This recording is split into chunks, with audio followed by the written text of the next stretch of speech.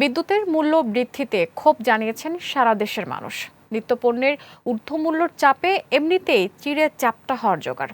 তার উপর তেল গ্যাসের পর হুট করে বিদ্যুতের দাম বাড়ানোয় হতাশা জানিয়েছেন তারা। বিপুল জনগোষ্ঠীর আয় ব্যয়ের কথা বিবেচনায় সিদ্ধান্ত পুনর্বিবেচনায় সরকারের প্রতি দাবি জানিয়েছেন তারা।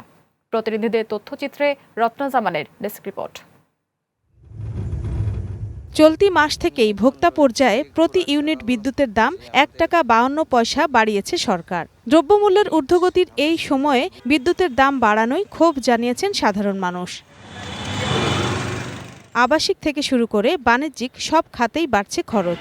গাজীপুরের শ্রমিক ও ক্ষুদ্র ব্যবসায়ীরা বলছেন, বেতন বা আয় না বাড়লেও প্রতিনিয়ত বাড়ছে জীবনযাত্রার ব্যয়। কারেন্ট বিল বাড়ছে, আপনার খরচ তো বাড়ছে, কিন্তু আয় তো বাড়ে নাই। কারেন্ট বিল বাড়ছে, আঙ্গের গাড়ির চার্জের বিলও ঠিক নাই, কিন্তু ভাড়া তো 10 টাকা জায়গায় 20 টাকা দেয় না। বিদ্যুতের মূল্য বৃদ্ধিতে উদ্বেগ ছড়িয়ে পড়েছে সিলেটের জনজীবনেও। মধ্যবিত্ত ও নিম্নবিত্ত পরিবারগুলোর আশঙ্কা, বিদ্যুৎ বিল বাড়ার অজুহাতে বাড়িওয়ালা বাড়াতে পারেন বাসা ভাড়াও। প্রিপেড মিটারের অতিরিক্ত খরচ ও ভোগান্তি নিয়েও রয়েছে নানা অভিযোগ। বিদ্যুতের দাম যে বাড়িলে অনেক মানুষের অনেক ভোগান্তি হবে। কৃষিপ্রধান জেলা কুষ্টিয়া সেচ প্রকল্পে খরচ বাড়ার আশঙ্কা করছেন কৃষকরা।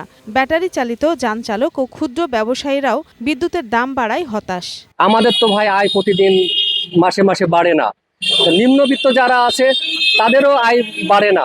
তাহলে এই যে নতুন নতুন বিদ্যুৎ তেলের দাম বাড়াইলে সাধারণ মানুষ এই দ্রব্যমূল্যের সাথে কিভাবে অ্যাডজাস্ট করে জীবনযাপন করবে? বাগেরহাটের মানুষ বলছেন, বাড়তি মূল্য নেয়ার বিপরীতে নিরবিচ্ছিন্ন বিদ্যুৎ সরবরাহ নিশ্চিত করতে হবে। আমি ব্যাটারির গাড়ি চালাই, বিদ্যুতের দাম বাড়ছে, এজন্য তো আমাদের গাড়ির ভাড়াও একটু বাড়ানো লাগবে। ঊর্ধ্বমূল্যের বাজারে জীবনযাত্রা সহজ করতে বিদ্যুতের মূল্য বৃদ্ধি পুনর্বিবেচনার দাবি জানিয়েছেন সীমিত আয়ের মানুষ।